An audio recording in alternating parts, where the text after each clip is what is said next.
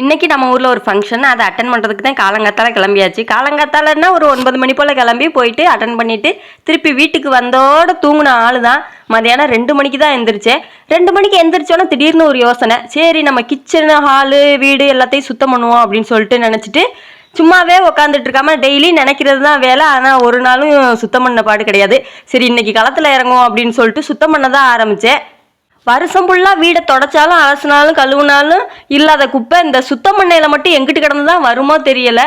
அப்படியே கொட்டி கொட்டி கிடக்க. அதை தான் சரி எல்லாத்தையும் அலசி தொடச்சி எடுத்துருவோம் அப்படின்னு சொல்லிட்டு எல்லா ஜாமானையும் அள்ளி வெளியில் போட்டுட்டு அப்புறமாட்டி வீடு வாசல்லாம் துடைக்க ஆரம்பித்தேன். இன்றைக்கி கிச்சனை சுத்தம் பண்ணிவிட்டு நாளைக்கு வீட்டை சுத்தம் பண்ணிக்கிறோம்னு கிச்சனில் தான் முதல்ல இறங்கினேன். இதை அலசி எடுக்கவே கிட்டத்தட்ட 3 மணி நேரம் ஆயிடுச்சு. 2 மணிக்கு களத்தில் இறங்கினால 5 மணிக்கு தான் வெளியிலே ஏறினேன். இன்னும் வேற இந்த ஜாமான்லாம் கழுவ வேண்டியதை அள்ளி கொண்டு போய் போட்டது ஃபுல்லாக அப்படியே கிடக்கு. இதை எப்போ சுத்தம் பண்ண போறேன்னு தெரியல. நைட்டு சாப்பாட்டுக்கு இனிமேல் சிங்கி அடிக்க வேண்டியது தான். பாய், நெக்ஸ்ட் வீடியோவில் பார்க்க.